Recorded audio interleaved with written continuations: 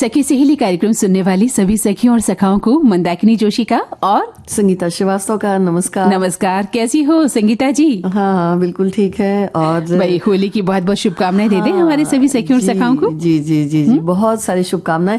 और देखिए हमें फेसबुक पर दे भी रहे हैं हमारे श्रोता बहुत सारी शुभकामनाएं, और जो श्रोता हमें रेडियो पर सुनते हैं उनकी भी बहुत सारी शुभकामनाएं ले लेते हैं और उन्हें बहुत सारी शुभकामनाएं दे भी देते हैं। और आज तो आप बिल्कुल होली के रंगों से रंगी हुई हैं, लग रहा है पूरी होली।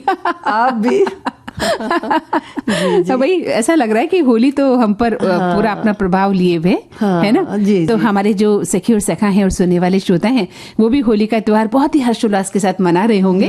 और होली का जो ये रंगों की जो खुमारी है उससे अभी वो निकल नहीं पाए होंगे। नहीं, वो एक हफ्ता रहेगी क्योंकि जो धरती होती है यानी मिट्टी भी आप देखिए तो हर जगह की बस रंग बिरंगी है और आसमान में गुलाल तो बिल्कुल। जो इंद्रधनुषी जो छटा है अभी हमारे आसपास उससे हम निकल नहीं पाते हैं और अच्छा भी लगता है ना। बहुत अच्छा लगता जो हमारे तीज त्योहार है हमारे उत्सव में ये संदेश भी देते हैं कि हम किस तरह से इन रंगों को, इन जो हमारी संस्कृति है इसके रंगों में अपने आप को सराबोर कर दें और अपने आप को उनमें समाहित कर लें। जी बिल्कुल। और एक प्रेम का जो एक जो जाता है संदेश, वो सबसे ऊपर होता है। बिल्कुल कि सारे रंग मिलकर जैसे एक हो जाते हैं तो उसी तरह से प्रेम का ये खूबसूरत सा संदेश भी ये त्योहार देता है। बिल्कुल देता है कि भाईचारे का पर्व है ये, और किस तरह से हमारे आपस में भाईचारे के संबंध होने चाहिए, प्रेम के संबंध हो, सौहार्दपूर्ण संबंध हो।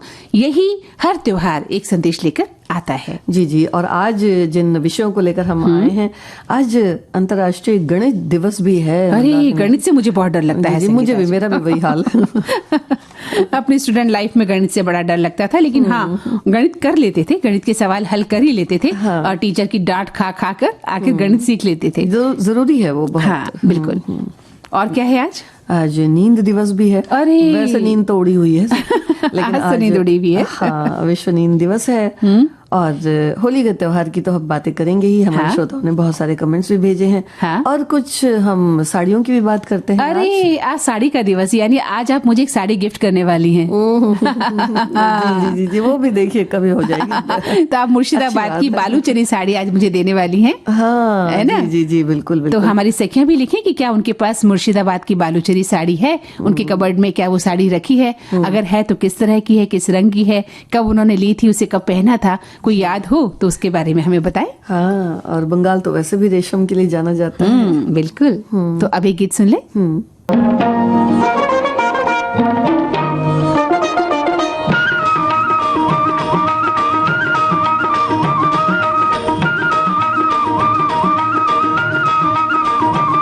सारे लोगों को डर भी लगता है। वैसे आपको डर लगता है? नहीं, पहले नहीं लगता था, अब थोड़ा सा लगता है। अच्छा, अरे हाँ, लेकिन पता है डर कब लगता है? जब लोग जो है बेपरवाह होकर आप पर रंग डालते हैं, अपनी आंखों में डाल देते हैं, या जिस तरह से वो कई बार जबरदस्ती करते हैं ना, उससे थोड़ा डर लगता है कि आंख में, मुंह में, नाक में या ऐसा न चले जाए जिससे कोई नुकसान हो जाए। वरना प्रेम से अगर रंग लगाए जाए तो उसका उत्साह तो दोगुना हो जाता है। जी बिल्कुल, है ना? बिल्कुल। तो देखा जाए तो हमारे श्रोता भी आज खूब अच्छी होली मना रहे हैं, और उन्होंने लिखा भी है कि आज होली का ये त्योहार सभी के लिए बहुत ही सुखमय हो। होली की हार्दिक शुभकामनाएं भी लिख रहे हैं और लिखते हैं कि सखी सहेली मन से जुड़े सही भी मित्रों के साथ छोटी बहनें मंदाकिनी जी, संगीता जी को, पूरे विविध भारती परिवार को होली की शुभकामनाएं। होली के रंगों की चमक आपके जीवन को अनंत आनंद और समृद्धि से भर दे। आपको प्रेम, शांति और एकता के रंगों से सजी होली धुलैटी की विभिन्न रंग भरी शुभकामनाएं। देखिए हमारी एक और श्रोता ने लिखा है कि लाल रंग, लोग इस रंग से सबसे ज्यादा होली खेलते हैं। इस रंग का धार्मिक महत्व बहुत है। होली के दिन इस रंग का गुलाल बच्चों और युवाओं को लगाएं। यानी इन्होंने अपनी बात कही है, इन्हें पसंद भी होगा। और वैसे भी लाल रंग तो बड़ा अच्छा लगता है। बिल्कुल, बहुत हरा रंग। होली के दिन लाल रंग के बाद अगर कोई रंग सबसे अधिक इस्तेमाल किया जाता है तो वो है हरा रंग। इस रंग का गुलाल अपने से बड़ों को लगाएं। अच्छा। पीला रंग, इस रंग का उपयोग भी होली के दिन खूब किया जाता है। इस रंग का गुलाल अपने बहनों और घर की महिलाओं को लगाएं। नारंगी रंग ये रंग खुशियों का प्रतीक माना जाता है, तो इस रंग का गुलाल अपने दोस्तों और परिवार के सदस्यों को लगाएं। अरे वाह, क्या बात है। रंग की कितनी सुंदर सी बात है, व्याख्या की है उन्होंने कि हर रंग का कितना अपना एक महत्व है। वहीं एक श्रोता लिखते हैं कि होली का पर्व केवल रंगों का उत्सव नहीं है, बल्कि आत्मा की शुद्धि और भक्ति रस में डूबने का अनोखा अवसर भी है। ये त्योहार जहाँ सनातन से आध्यात्मिक आकर्षण रखता है, वहीं भक्ति से मन को शांति और आनंद की अनुभूति कराता है। जब रंग बिरंगी फुहारें उड़ती हैं और ढोल नगाड़ों की गूंज सुनाई देती है, तब कान्हा की मधुर भजनों की सुरलहरियां भक्तों को प्रेम और श्रद्धा के रंग में रंगती हैं। बताएं कि भारत की सांस्कृतिक और आध्यात्मिक विरासत में भजन का विशेष स्थान क्या है। विशेष रूप से होली के अवसर पर गाने वाले भजन हमारी आत्मा को प्रेम और भक्ति से सराबोर कर देते हैं और इन भजनों में श्री कृष्ण की रासलीला, ब्रज की होली और भक्त प्रहलाद की कथा की झलक भी मिलती है। जी, झांझ मंजीरे जो होते हैं, ढोलक होते हैं, यानी कि जो कह सकते हैं कि पारंपरिक लोक वाद्य जो होते हैं मंदाकिनी जी, वो बहुत सुनाई देते हैं। बिल्कुल। और ठुमरी है, चैती है, हाँ। या फिर लोक संगीत जो जहाँ का होता है, हाँ। वो बहुत सुनाई देता है। तो उसका जो एक रंग चढ़ता है, उसकी जो खुमारी है वो बहुत गजब होती है। और हर शहर का अपना जो एक लोक रंग है वो देखने में आता है ना, और अच्छा भी लगता है जब आप अपने लोक पर्वों को मनाते हैं और लोक गीतों को गाते हैं और लोक रंगों की जो विविधता देखने को मिलती है, तो वो समा बहुत ही खूबसूरत होता है। एक श्रोता लिख रही है कि आज सुबह से होली खेल रही हूँ। पहले तो मॉर्निंग वॉक से पार्क में खूब होली हुई, फिर सोसाइटी में 11 बजे से होली चिप्स ठंडाई का मजा लिया, बस अभी आकर नहाकर बैठी हूँ। अभी भी बहुत रंग लगा है, अभी फोन खोला है, अब रात में सोसाइटी में चाट पार्टी भी है। जी। और वैसे देखिए, दिन भर अगर रंग खेल लेते हैं मंदाकिनी जी, तो फिर ऐसा लगता है कि बस सो जाएं, लेकिन शाम को जब उठते हैं तो फिर से वही जो है ताजगी होती है और फिर से वही सबसे मिलना और फिर जो गुलाल उड़ते हैं तो क्या कहना, मजा आता है। और साथ ही साथ जो गुजिया है, पापड़ है, दही बड़े हैं, इनका अपना अलग है और हर एक जगह पे अलग अलग तरीके से बनते हैं। बिल्कुल सही कहा। और आज के दिन तो हर पकवान बहुत ही एक स्वाद से भरा होता है। और वहीं एक श्रोता लिखते हैं कि होली आई, सतरंगी रंगों को मिलाकर पानी में सतरंगी नदियां बहाई हैं, दिलों को दिलों से जोड़ने रंगों भरी होली आई है। भूल जाओ अब सारे खेलों, होली के सब रंग कोई बचकर ना जा पाए, क्योंकि सबसे सतरंगी होली आई है, सभी के जीवन में खुशियां लाई है। खूब बिखेरा हमने अबीर और गुलाल, खूब जमकर उड़ाई हमने होली के रंग, प्रेम स्नेह सम्मान के धागों में लपेटकर छोटे बड़े सब हुए एक संग, शिकवे शिकायत से परे, रंग खुशी का ऐसा ना बदले, ना हो बेरंग, और बाकी है रंगों का इंद्रधनुष बनाना, फिर चमकर बनाएंगे रंग पंचमी और कदम उठाएंगे एक साथ। तो आपके चेहरे की मुस्कुराहट को ये और भी रंगीन बना दे, उस पर एक चुटकी रंग हमारी शुभकामनाएं भी शामिल कर लें। सभी को भी बहुत सारी शुभकामनाएं। बिल्कुल। छोटा सा अंतराल लेते हैं संगीता जी, फिर लौटते हैं। स्वागत है हमारे सभी सुनने वालों का। और संगीता जी, होली पर आज तो हमारे श्रोताओं ने बहुत लिखा है और सबसे खुशी की बात यह है कि देखिए होली का त्योहार है और श्रोता हमारे अपना समय हमारे कार्यक्रम को दे रहे हैं और अपनी बातें लगातार लिख रहे हैं। ये बहुत बड़ी बात है ना। तो एक श्रोता लिखते हैं कि होली का पर्व हिंदू धर्म में बहुत शुभ माना जाता है और ये फाल्गुन माह के शुक्ल पक्ष की पूर्णिमा तिथि को मनाया जाता है। वहीं इस बार होली का पर्व 14 मार्च यानी आज के दिन हम मना रहे हैं और ये बुराई पर अच्छाई की विजय के रूप में मनाया जाता है। होली के दिन गेहूं, तांबा, चांदी, गुलाल, होली के रंगों का और अन्न का दान बहुत शुभ माना जाता है। कहते हैं कि पूजा पाठ करने के साथ अपनी क्षमता के अनुसार कुछ दान पुण्य जरूर करना चाहिए। इसमें घर में खुशियों का वास होता है, साथ ही जीवन में आपकी बरकत भी बनी रहती है। देखिए, और एक और हमारे श्रोता लिखते हैं कि होली एक ऐसा रंग बिरंगा त्योहार है जिसे सभी लोग बहुत मस्ती के साथ मनाते हैं और ये जो हिंदू धर्म में बहुत शुभ माना जाता है। हर साल फाल्गुन माह के शुक्ल पक्ष की पूर्णिमा तिथि को मनाया जाता है और इस बार जो है वो इसी तरह से मनाया गया है। और साथ ही लिखते हैं कि पूर्णिमा को ये त्योहार मनाया जाता है। अनेक कथाएं भी इससे जुड़ी हुई हैं। होली मनाने की एक रात पहले होली को जलाया जाता है और इसके पीछे भी पौराणिक कथाएं हैं। बिल्कुल। और हमारे एक श्रोता कहते हैं कि रंगोत्सव हमें अपने अहंकार से मुक्त होने और उदार मन वाला होने के लिए प्रेरित करता है। होली सामूहिक उल्लास के साथ मनाने वाला उत्सव है। फाग के गीतों में सबको साथ ले चलने की पुकार होती है। इसमें हमें हम और वे सोच के ऊपर उठना होता है। मतवाला वसंत अकेले और अपरिचित को भी संगियों के साथ बैठाकर ही मानता है कि सब मिलजुल कर किसी त्योहार को मनाएं। और एक बहुत प्यारे इन्होंने आज अपने विचार लिखे हैं। और क्या लिखते हैं? एक और श्रोता ने लिखा है कि होली पर्व पर इस समय स्नान ध्यान का कार्यक्रम बड़े ही जो है मशक्कत के साथ लोग अपने शरीर पर लगे रंग जो होते हैं उन्हें छुड़ा रहे होंगे। लेकिन जो रंग इस रंगोत्सव में मन को रंग रहे हैं, भला उसे कैसे छुड़ा पाएंगे? वे आकर्षक, मनमोहक, सतरंगी, इंद्रधनुषी रंग तो हृदय में बस यादगार ही बन जाएंगे। मगर अपने सुरीली धड़कन के लोगों के बारे में लिख रहे हैं, उद्घोषिकाओं के बारे में, कि इस अवसर के रंग भी यादों में रहेंगे जो अपने इस पर्व यह रंगोत्सव छोड़ कार्यक्रम प्रस्तुत कर रही हैं। अरे वाह, क्या भाई हम लोग भी हैं, साथ ही हमारे श्रोता भी हैं। हाँ? तो फिर इसी तरह से होली का ये अवसर ऐसा भी जाता है। बिल्कुल जाता है। और देखिए ना, हम खास उनके लिए आए हैं और वो भी हमारे लिए खास बैठे हैं कि आज का कार्यक्रम वो सुन रहे हैं और अपने विचार लिख रहे हैं। जी। एक श्रोता लिखती हैं कि होली की शुरुआत हरदोई से होने की बात धार्मिक ग्रंथों और हरदोई गस्टियर में भी उल्लेखित है। हरदोई में भगवान विष्णु ने 2 बार अवतार लिया था। पहला अवतार नरसिंह रूप में, दूसरा अवतार वामन रूप में। और नरसिंह रूप में भगवान ने हिरण्यकश्यप का वध किया था और उसके बाद इस स्थान पर प्रहलाद की रक्षा की थी। उस घटना को याद करते हुए हर साल होली मनाई जाती है।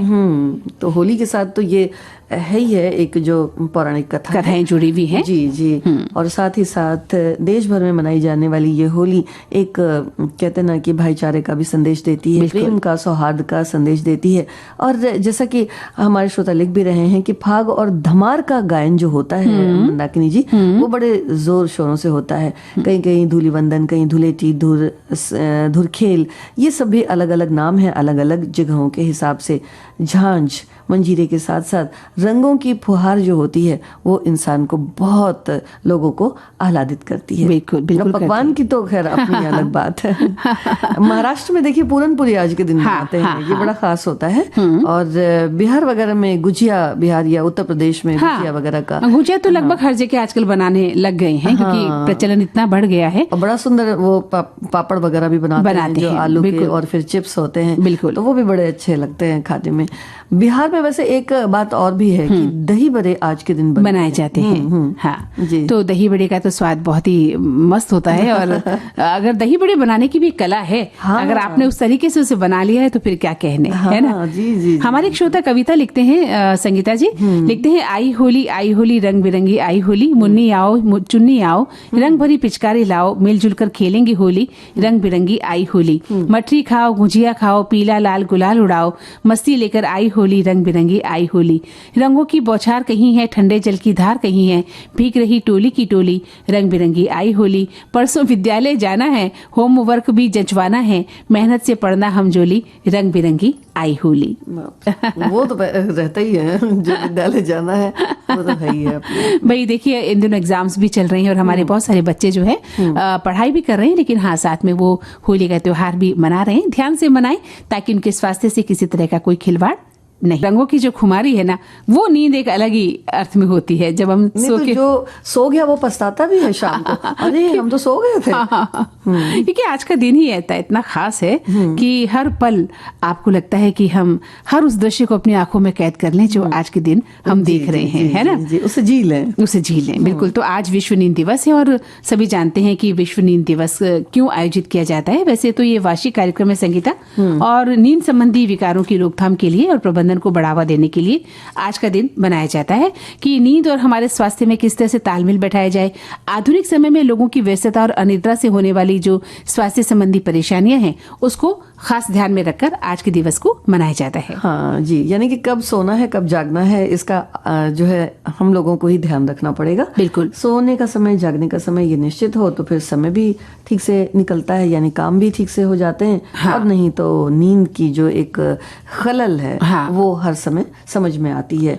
तो वैसे ये भी है कि अगर सोने के समय नहीं सोया जाए या नहीं सोने के समय सो लिया जाए तो वो भी गड़बड़ हो जाता है। बिल्कुल सही कहा आपने, क्योंकि इसका भी एक समय होता है और इसलिए कहा जाता है कि अनुशासन में रहकर आपको समय से सोना चाहिए और समय से जागना चाहिए। रात को जल्दी सोए और सुबह जल्दी उठे की कहावत यूं ही नहीं कही गई है, लेकिन होता क्या है संगीता, आजकल तो रात को लेट तक यानी देर रात्रि तक बच्चे खासतौर से पढ़ते रहते हैं या लोग कंप्यूटर पे या अपना ध्यान मोबाइल पे लगाए रखते हैं और फिर वो सुबह लेट उठते हैं। तो इस तरह से जो नींद में खलल पड़ती है वो आपके स्वास्थ्य को भी थोड़ा खराब करती है। जी जी।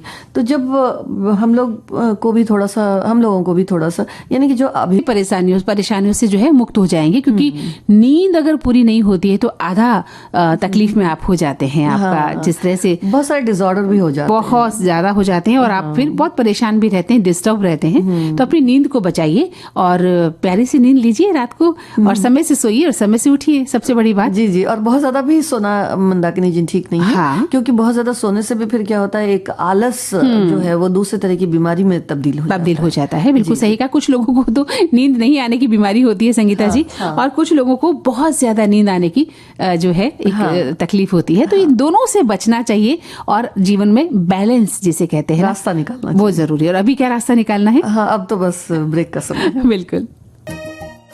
तो इस अंतराल के बाद फिर से स्वागत करते हैं हमारी सभी सखियों और सखाओं का। तो संगीता जी बात कर रहे हैं हम विश्व नींद दिवस की।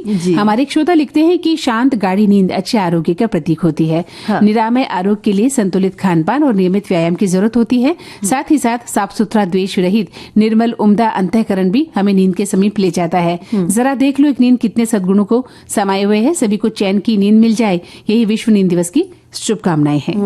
कभी कभी ऐसा भी होता है कि नींद उड़ जाती है। तो नींद उड़े जब तो अच्छा संगीत सुनेंगे, हाँ, है ना, मन को शांत रखेंगे तो हाँ, नींद अपने आप से आ जाती है। और कई बार हम पढ़ने का सहारा भी लेते हैं कि कोई अच्छी किताब आप पढ़ते हैं और पढ़ते पता चलता है कि आप नींद की आगोश में समा गए हैं। तो देखिए हमारे एक श्रोता भी बहुत अच्छा लिख रहे हैं कि उम्र के हिसाब से नींद का ग्राफ धीरे धीरे कम होता जाता है। हाँ। पर आज नींद कम होने का बहुत सारा समस्या डिजिटल उपकरण और लोगों की अनियमित दिनचर्या हो गई है। आप अपने घर में समय से सो भी जाएं तो आसपास फ्लैट के लोग रात तक जागते हैं, पार्टी करते हैं, 12 बजे तक रात तक गाड़ियों की आवाजें आती हैं। दूरदर्शन संस्कृति के जमाने से पहले लोग 9 से 10 बजे तक सो जाते थे, कहीं कोई आवाज नहीं आती थी। अब लोग आधी रात तक जागते रहते हैं। उनके घर से उठती आवाज भी आपकी नींद में खलल डालती है।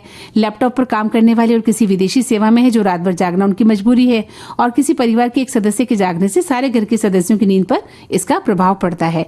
अच्छी नींद के लिए जरूरी है शारीरिक श्रम, रात का भोजन सुपाच्य, हल्का और हवादार जगह, शांत वातावरण के लिए सबसे अच्छा होता है। और जब कोशिश करेंगे तभी ये सब संभव हो सकता है।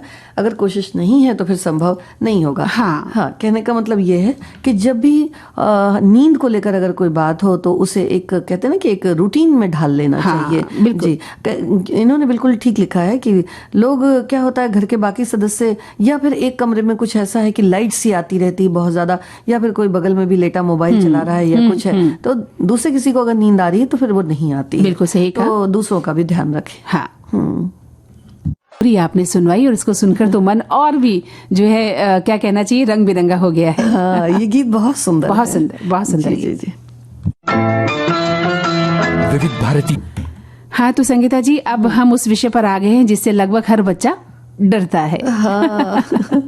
जी, तो ये गणित की बात है। बिल्कुल गणित की बात है। हाँ। और वैसे तो रिश्तों में भी लोग गणित लगा लेते हैं, जो कि नहीं होनी चाहिए। और पर हम बात कर रहे हैं अंतर्राष्ट्रीय गणित दिवस की, और जब हम गणित के बारे में बात करते हैं तो अपने बचपन के दिन तो हमें अक्सर याद आ जाते हैं। नहीं तो कभी लगता था कि भाई ये क्लास जल्दी से निकल जाए तो फिर इन किताबों को हटा दिया जाए, फिर कुछ और पढ़ने को मिले। बिल्कुल सही कहा आपने। और गणित पढ़ते पढ़ते कई बार घबराहट भी होने लगती थी कि कोई सवाल हल हो रहा ही नहीं है। डांट भी खानी पड़ती थी टीचर की, या घर में मम्मी पापा की डांट सुनने को मिलती थी कि तुम्हें सवाल हल करने नहीं आते हैं। हाँ, और कभी जब हल हो जाता है तब कितना मजा आता है। फिर लगता है अरे ये चुटकी में हल कर सकते हैं, इसके बाद का ये भी ऐसे, इसके बाद का ये भी ऐसे। तो बस समझने की थोड़ी सी बात है। तो वो एक तार्किक क्षमता जो होती है उससे बहुत ज्यादा डेवलप होती है। और गणित तो हर क्षेत्र में है, चाहे हम स्पेस की बात करें, चाहे हम खुद गणित की क्यों ना बात करें, चाहे हम जो वो कहते हैं ना कि जो एटमॉस्फेयर के बारे में बताते हैं कि भाई ये होने वाला है या सुनामी आने वाला है, ये आने वाला है। गणित से पीछा नहीं छुड़ा सकते हैं, तो वो हर चीज आपको मिलेगा। लेकिन सबसे बड़ी बात यह है कि जब हम स्टूडेंट लाइफ में होते हैं तो एक रियाज, जैसे हम म्यूजिक का रियाज करते हैं ना, गणित भी वो रियाज मांगता है, अभ्यास मांगता है। आप जितना अभ्यास करेंगे, जितना गणित के सवाल हल करते चले जाएंगे, गणित आपके पक्ष में होती चली जाती है। बिल्कुल, है ना? बिल्कुल, ये तो बहुत आज का ये जो दिन है अंतर्राष्ट्रीय गणित दिवस, इसको मनाने के पीछे भी एक ये उद्देश्य है कि जो स्टूडेंट हैं उनके मन में गणित को लेकर उत्साह हो और वे गणित से किसी प्रकार से विमुख ना हो, और खासतौर से जो है गणित के महत्व को पहचाने, गणित से जुड़ी जितनी भी बातें हैं, वैज्ञानिक परिप्रेक्ष्य में जो है नए नए शोध हो रहे हैं, गणित में सबका रुझान हो, इस दिन को मनाने का ये भी एक उद्देश्य है। और यूनेस्को ने साल 2019 के नवंबर में 40वें आम सम्मेलन में अंतर्राष्ट्रीय गणित दिवस की घोषणा की, जिससे इस विषय में और जागरूकता फैले। बिल्कुल, और गणित को लेकर बच्चों में जो रुचि का माहौल है या रुचि का माहौल है, इसको हमें जानना होगा और बच्चों को बहुत प्रेम से गणित पढ़ानी चाहिए। गणित जो है आपकी तार्किक क्षमता को तो परखता ही है, उसे बढ़ाता भी है, और धैर्य रखें जिससे आप गणित समझ सकें, क्योंकि किसी भी विषय को लेकर भ्रांति नहीं रहनी चाहिए कि ये तो बहुत कठिन विषय है। जैसे गणित को लेकर या साइंस को लेकर या इतिहास को लेकर हम सोचते हैं, तो आपकी रुचि अरुचि है कि नहीं ये एक अलग विषय हो सकता है, लेकिन अगर आप थोड़ा सा ध्यान देते हैं तो गणित आप सीख सकते हैं। और कई बार ये भी होता है ना कि लोग कह देते हैं कि भाई नहीं नहीं ये जो है बड़ा कठिन है, तो कई बार सुने सुनाए से भी हम डर जाते हैं। हाँ। जैसे कॉलेज में जाते समय लोग ये कहते हैं भाई साइंस मत लेना, साइंस बड़ा टफ है। हाँ। या फिर मैकेनिकल इंजीनियरिंग मत लेना, उसमें तो सिर्फ गणित ही गणित है। बिल्कुल। तो इस तरह की जो एक बातें हैं उससे भी दूर रहकर हमको ये समझना चाहिए कि नहीं, अगर सब्जेक्ट है तो हम पढ़ेंगे उसको। सुनी सुनाई बातों पर आपको नहीं सोचना है। आप ये देखिए कि हम किस सब्जेक्ट में हरफन मौला हैं, हम किस सब्जेक्ट को पढ़ सकते हैं। अगर आप गणित पसंद करते हैं और आपको लगता है कि मैं मेहनत करके गणित के क्षेत्र में आगे जा सकता हूं, तो आप लीजिए, आप किसी भी लाइन में जाइए। अगर वहाँ गणित है, साइंस मैथ्स है, या आप इंजीनियरिंग में जा रहे हैं वहाँ मैथमेटिक्स है, या आप एमएससी मैथमेटिक्स में करना चाहते हैं, तो आप कर सकते हैं अगर आपके भीतर गणित के प्रति रुचि है तो। जी जी, लेकिन फिर भी अगर देखा जाए मंदाकिनी जी, तो कंपैरेटिवली मैथमेटिक्स या गणित जो है वो टफ तो होता ही है। तो इसके लिए जो शिक्षक पढ़ाते हैं उनको बड़े ही पेशेंस की जरूरत होती है, क्योंकि बच्चे हैं, उनको तुरंत से फिर डराना धमकाना, तुमसे नहीं हो रहा है, तुमसे ऐसा क्यों नहीं हो रहा है भाई, तो ये जल्दी करो, तो उसमें बच्चे और डर जाते हैं। तो ये है कि हम उसको सिखाते किस तरह से हैं, तो तार्किक तरीके से जो फंडामेंटल है वो क्लियर हो जाने चाहिए। गणित कोई रटने का विषय नहीं कि आपने एक गणित के सवाल को रटा दिया और बच्चा समझ गया। रटने से तो गणित कभी आ ही नहीं सकती है संगीता जी। तो फंडामेंटल आपका अगर क्लियर हो जाता है तो आप समझ सकते हैं कि अच्छा इस सूत्र से इस सवाल को हल किया गया था, तो अगले किसी नए सूत्र से किस सवाल को हम हल कर सकते हैं, है ना। तो ये जानना बहुत जरूरी है। और हमारे एक श्रोता लिखते भी हैं कि राष्ट्रीय गणित दिवस बनाने का जो मकसद है वो है गणित के महत्व को उजागर करना, नई पीढ़ी को गणित के क्षेत्र में उत्कृष्टता हासिल करने के लिए प्रेरित करना, और रामानुजन की विलक्षण प्रतिभा और उसके योगदान को सम्मानित करना, गणित की सुंदरता और उपयोगिता का सम्मान करना। रामानुजन ने बिना किसी औपचारिक शिक्षा के इतिहास रच दिया था। उनके कार्यों के विश्लेषण, संख्या सिद्धांत और निरंतर विषयों में गणितीय क्षेत्रों को जन्म दिया गया है, उसके बारे में बताना है। और हमारे जो अन्य भारतीय हैं वो भी रामानुजन की तरह ही गणित विषय के बारे में ज्ञान हासिल करें, ऐसा भी आज के दिन का उद्देश्य होता है। जी। अगर गणित को हाथ नहीं लगाया तो फिर गणित हमसे दूर चली जाएगी, है ना। जी जी। आप भी गणित से डरती थी क्या बचपन में? पहले तो बहुत डरती थी। हाँ। लेकिन अब तो नहीं लगता? नहीं बिल्कुल अब नहीं लगता। अब नहीं लगता। पहले भी जैसे बड़े होते चले गए तो थोड़ा आसान लगता चला गया। बिल्कुल सही कहा। और वहीं एक श्रोता लिखते भी हैं कि देखिए, अंतर्राष्ट्रीय गणित स्कूल के दिनों में अपना तो गणित बिगड़ा हुआ रहता था, होमवर्क पूरा करने के चक्कर में नींद भी उड़ी रहती थी, ऊपर से मास्टर जी के द्वारा कॉपी चेक करने के दौरान पसीने छूटते रहते थे, नींद तो वैसे ही उड़ी हुई रहती थी, गणित देवता वैसे ही बिगड़े रहते थे। आज दोनों दिवस एक साथ हो गए और उस पर होली का त्योहार है, क्या कहने। एक हफ्ते पहले ही तैयारी शुरू कर देते थे और ऐसी ऐसी शरारतें करते थे कि आज देखने को नहीं मिलती। आज भी जब उन दिनों की याद आती है तो मन मयूर नाच उठता है। अब तो होली मात्र औपचारिकता ही रह गई है। आप सभी को रंगोत्सव की बहुत बहुत शुभकामनाएं। जी जी, है ना। और वहीं एक श्रोता लिखते हैं कि आज का दिन तो इसलिए मनाया जाता है कि भी गणित को सम्मान दिया जाए और बच्चे जो है पढ़ते रहें और गणित के प्रति वो अपना जो डर है उसे दूर कर पाए। और शुरू से ही थोड़ा सा सावधान रहेंगे और शुरू से ही उस विषय की थोड़ी सी प्रैक्टिस करेंगे तो फिर ये आसान धीरे धीरे होता चला जाता है। इसमें कोई ऐसी बहुत खास बात नहीं है। और कुछ बच्चे तो बहुत ही तेज होते हैं तो उनके लिए तो बहुत सारी शुभकामनाएं। उनको तो बहुत समझ में आता है। बिल्कुल, वाकई कुछ बच्चे बहुत बहुत तार्किक रूप से बेहद मजबूत होते हैं और वो उस वक्त सोचते हैं कि 100 में से 100 अंक भी लेकर वो बिल्कुल बिल्कुल बिल्कुल। जी जी। और अब इसी तरह से 100 में से 100 अंक जो है हाँ। हम बंगाल को दे देते हैं, क्योंकि रेशम जो है इस मामले में बंगाल जो है वो बहुत आगे है। बिल्कुल, जी हाँ। बिल्कुल। तो पश्चिम बंगाल के मुर्शिदाबाद जिले में उत्पादित बेहद टिकाऊ और शानदार रेशम आज भी अपनी शान शौकत को बरकरार रखे हुए है। कारीगरों की दक्षता, महीन बुनाई की बात अगर हम करें, या फिर खूबसूरत जो इनके रंग होते हैं, इसमें जो साड़ियां निखरती हैं ना, वो बड़ी ही सुंदर लगती हैं। और वैसे अगर देखा जाए तो पश्चिमी बंगाल या फिर हम बंगाल अविभाजित बंगाल की ही क्यों ना बात करें, तो भारत के जो राजसी परिवार थे उनकी ये शान हुआ करती थी। और एक जमाने में जो था वो इनकी एक पुरानी, कहते हैं ना कि पहचान जो हर जगह अपने आप समझ में आती थी, आ जाती थी। बिल्कुल सही कहा आपने। इसकी दो किस्में हैं संगीता जी, बालूचरी और गोरूद, जो कि बहुत प्रसिद्ध है। और शहतूत के पेड़ पर पलने वाले कीड़ों से ये रेशम तैयार किया जाता है, जो अपनी गुणवत्ता के लिए भी जाना जाता है।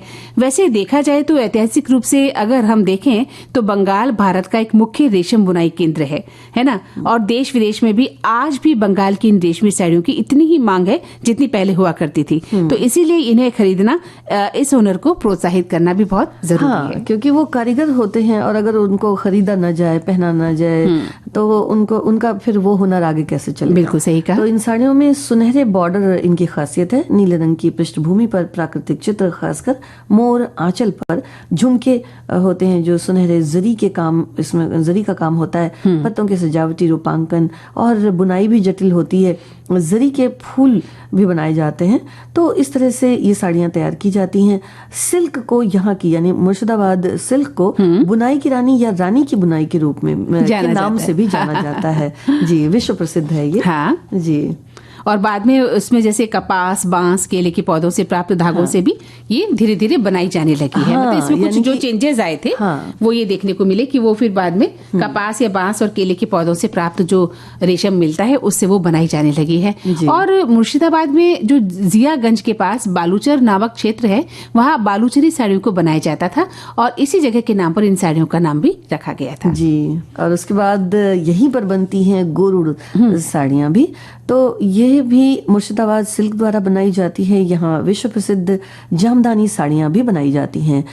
और इसी रेशम से जो है शेरवानी का निर्माण भी होता है। अच्छा, बताइए, इसी रेशम से शेरवानी के को भी बनाया जाता है, इसी खास रेशम से। खास शेरवानी जो है वो इस रेशम से बनाई जाती है। और बंगाल के जो नवाब हैं, ईस्ट इंडिया कंपनी और मैसूर में टीपू सुल्तान के राज्यकाल में अगर देखा जाए तो ये उद्योग काफी फला फूला था। लेकिन खासकर ईस्ट इंडिया कंपनी के समय यहाँ के माल को अंतर्राष्ट्रीय स्तर पर इसकी सही जो कीमत थी वो सही रूप से नहीं मिल पाती थी। और कारीगरों को दोहन की वजह से ये व्यवसाय बहुत प्रभावित भी हुआ था। मतलब जो जिस कारीगरी से वो बनाते थे उतना उनको उसका मानदेय नहीं मिल पाता था। नहीं, बिल्कुल। तो इसी वजह से जो है वो उस वक्त भी और आज भी ऐसा देखा जाता है कि थोड़ा इसकी कम पहचान है लोगों को।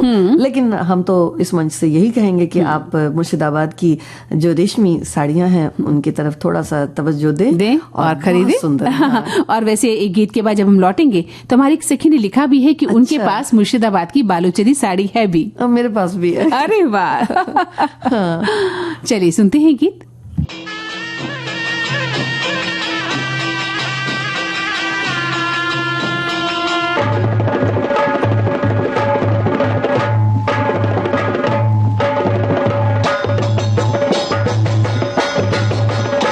हौले हौले हौले हौले घूंघट पट खोले बलमुआ बेदर्द। इसके बारे में हमें तो पता नहीं था, लेकिन आज पता चला है तो बहुत अच्छा लग रहा है। हाँ। और वहीं एक श्रोता लिख रहे हैं कि भाई होली के दिन आपने गणित की बात कर ली है।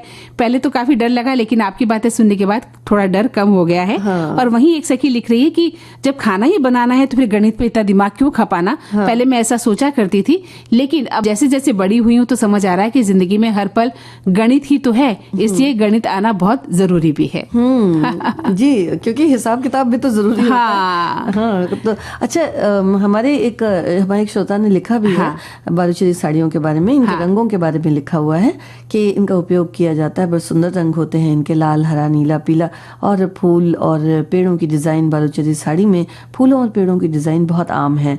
जरदोजी कार्य बालूचरी साड़ी में होता है और इसमें सोने और चांदी के धागे का उपयोग किया जाता है। रेशमी कपड़ा बालूचरी साड़ी रेशमी कपड़े से बनाई जाती है जो बहुत मुलायम और आकर्षक होती है। जी हाँ, मुलायम तो बहुत होती है, बहुत छोटे से में आ जाती है जी। और वैसे भी एक समय अगर देखा जाए तो वही फिर अविभाजित भारत की बात है कि जब अंगूठी में रेशम का एक पूरा थान बिल्कुल समा जाता था। तो ये है जो हमारी विशेषताएं हैं। जी जी जी। हाँ, वही एक श्रोता लिखती है कि दोस्तों मेरे पास बहुत ही खूबसूरत ब्लैक साड़ी है, गोल्डन रामायण के दृश्यों से बनी बालूचरी साड़ी है। बालूचरी साड़ी पर महाभारत और रामायण के दृश्यों के अलावा कई अन्य दृश्य कढ़ाई के जरिए उकेरे जाते हैं। एक बालूचरी साड़ी बनाने में कम से कम 1 सप्ताह का समय लगता है और इसे 2 लोग मिलकर बनाते हैं। तो देखिए कि ये जो कारीगर हैं उनकी कारीगरी जो होती है ये परंपरागत होती है मंदाकिनी जी, कि जैसे उनका एक परिवार है तो फिर उनके बच्चे, फिर उनके बच्चे, क्योंकि इसमें पुश्तैनी काम हो जाता है और पारंपरिक रूप से आगे बढ़ता चला जाता है। और इसलिए हमारे देश की जितनी परंपराएं हैं, लोक परंपराएं हैं, वो तभी तो चल रही है संगीता जी, कि एक पीढ़ी से दूसरी पीढ़ी में वो तब्दील हो जाती है, ट्रांसफर हो जाती है और वो अगली पीढ़ी वाला उसे आगे ले जाता है जी। और अच्छी भी होती है। तो अगर हम इसको खरीदते हैं, इसका इस्तेमाल करते हैं तो क्या ही अच्छा है। कारीगरी और एक हमारी संस्कृति जो है वो फलती फूलती रहती है और इसमें जो मेहनत होती है वो बेकार नहीं जाती है, क्योंकि इनके जो रंग होते हैं मंदाकिनी जी वो भी प्रकृति से ही प्रदत्त होते हैं, लिए जाते हैं और बहुत ही नेचुरल होते हैं, प्राकृतिक होते हैं। वो भी एक इसकी खासियत है। बिल्कुल। तो जब भी चाहें तो आप देखिए आपको किस तरह का रंग पसंद है, आप बालूचरी साड़ी लेते हैं और मुझे देखते हैं संगीता जी किस तरह की साड़ी गिफ्ट करने वाली है। और उसका मोल भी बहुत ज्यादा नहीं होता है। अच्छा। हाँ, बहुत ज्यादा नहीं होता है। अच्छा? मतलब 1000 रुपए के अंदर भी आप खरीद सकते हैं। हाँ? लेकिन वो चाहे तो फिर वो 10,000 के ऊपर भी साड़ियां ये आपकी अपनी जेब पर है कि आपकी जेब कितना अलाउ करती है और आप किस तरह से खरीद सकते हैं। लेकिन अवेलेबल हो जाती है, पहन सकते हैं। जी बिल्कुल। हमारे सभी सुनने वाले श्रोताओं को कभी है ना, और उम्मीद करते हैं कि खुशी का ये पावन त्योहार उनके जीवन में अनेक खुशियां लेकर आएगा। जी, सभी को होली की बहुत सारी शुभकामनाएं और संगीता श्रीवास्तव और मंदाकिनी जोशी का नमस्कार।